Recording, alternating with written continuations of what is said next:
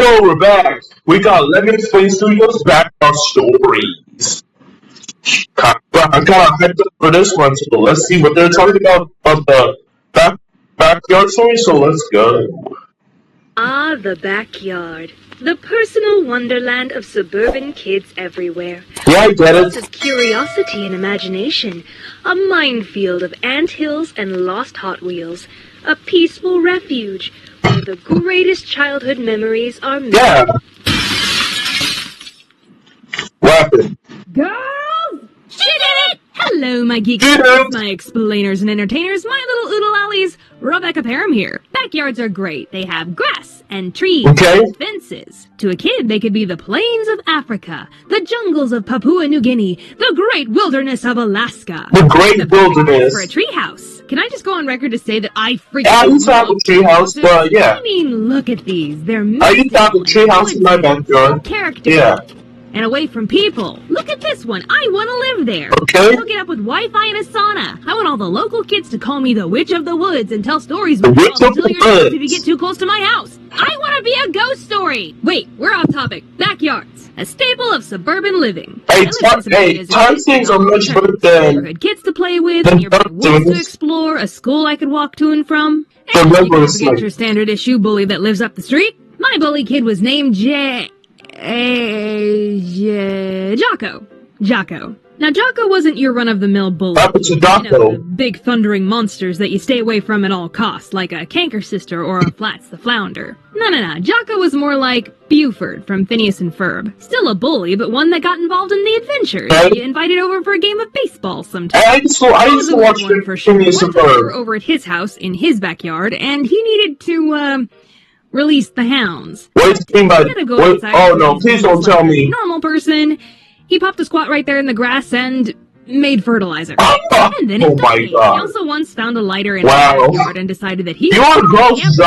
Jocko. And my sister and I were just like, yeah, sure, sounds fun. At some point during our tomfoolery of gathering things to incinerate Okay. in our campfire, Jocko wanted to act all tough, so he pointed the lighter at me and my sister and lit it. Golly, Just that's so happened dangerous. At that moment, my mom looked up from doing the dishes and saw that through the kitchen window, and she ran out screaming at us. Oh, we're in Unsurprisingly, trouble. Jocko had to Oh, go home. Jocko's in trouble. Because we weren't even messing around at that point. We were gonna light a freaking pyre. Give the hellfire and brimstone preacher something to talk about. Okay. Lord, save us from the unholy demons known as the Param children. Thank you, Jesus. Actually, my dad did Thank call me you, a Jesus. firebug sometimes when I was a kid because I tended to like fire. And Okay. kinda do. Hey, it's warm and pretty and gets rid of evidence.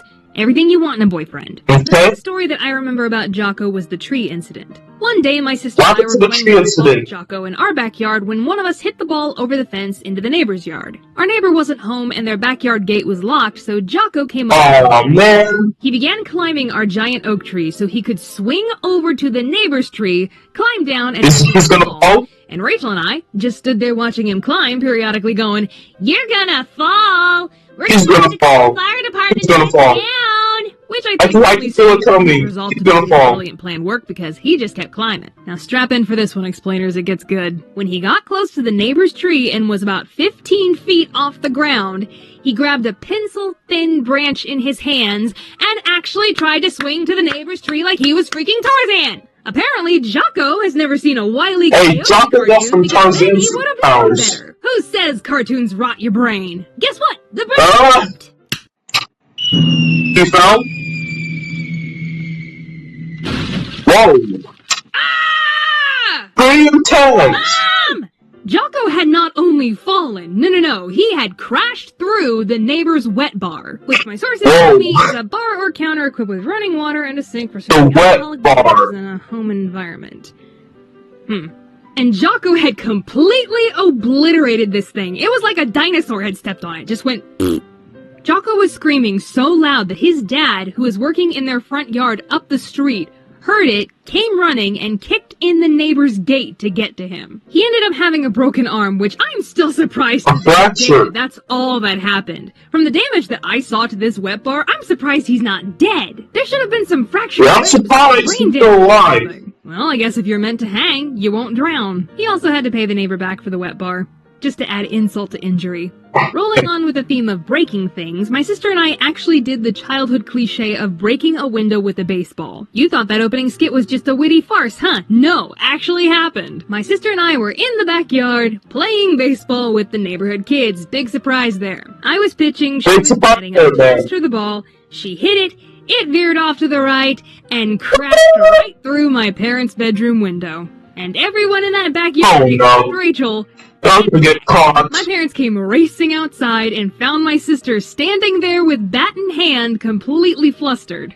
Both my parents were mad, but my mom told Rachel to go get her piggy bank because she was gonna pay for it. But Dad jumped in and said, "Hey, that's not fair. It was an accident. Every kid gets to break one window with a baseball." Yeah, that was my dad for you. He never forgot what it was like to be a kid, so he wanted the most fulfilling childhood for us, including all of the Interesting. breaking a window with a baseball. So now I gotta tell one on me. About time, I suppose. When I was about 9 and should have known better, I'd sometimes pass the time in the backyard by taking an old fence post, laying it over the side of our raised garden bed, jumping on the end of it, launching an array of different materials.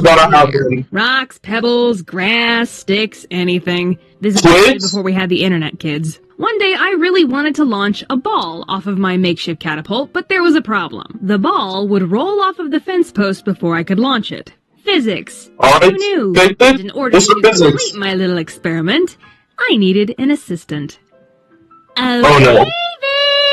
My little brother was about 3 at the time and was very susceptible to suggestion, which worked out perfectly for me, not so perfectly for him. I told him on the count of 3 he was going to put the ball on the fence post so I could quickly jump on the other end before it rolled off. Simple enough, wouldn't you say? But when I counted to 3 to commence our experiment, he did something a little unforeseen. He leaned down directly over the fence post to very place. By the time I looked over and saw him doing that, he's gonna get hurt. It was too late. He's gonna get hurt.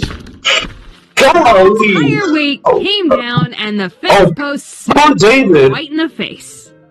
Well, why is he standing close to it? To my Teddy Ruxpin, David rightfully screamed at the top of his lungs and ran inside to Mom and Dad, who were not at all. His face swelled up, and there was a puncture wound on his cheek an inch away from his eye, and he still has a scar there to this day. I got in a lot of trouble, and my parents yelled that I could have blinded him. Even though it was an accident, he wasn't supposed to put his face over the catapult. But I felt really bad, to the point where I still felt bad years later into adulthood when someone would bring up this story. But now, I've animated it and shown it to 1 million people, so it holds no more power over me anymore. Animation, my antidepressant. So yeah, backyards, imagination, magic, wonder, imagination. The idea. But seriously, guys, go spend some time outside, get some sunshine and fresh air. It builds character. It's also really good for your mental health. Anyways, thank you so much for tuning in, but wait a minute. Editor Becca here. I've got some things to tell you before we officially I'm gonna be at PAX South again January 18th through the 20th in San Antonio, Texas. I'll just be walking around Sakana. Hi. I'm also gonna be a featured creator at VidCon London, February 4th to 17th. I didn't go to VidCon. I haven't been there in a while. I'm in Europe, and they have me doing a lot of cool stuff for the convention, so I hope you can it's in London? Also, for those in England. My singing, I recently did a cover of How Far I'll Go from Moana with Jordan Sweet, and a cover of Defying Gravity with Caleb Hiles. It's so much fun to sing those songs. I never get a chance to really sing on this channel, so I gotta sing on other people's channels, I guess. I'll put the links in the description. Okay, very interesting story. Very interesting story in the back of those stories. Don't forget to like, comment, subscribe, turn post notifications, post notifications. And until next time, definitely sign off.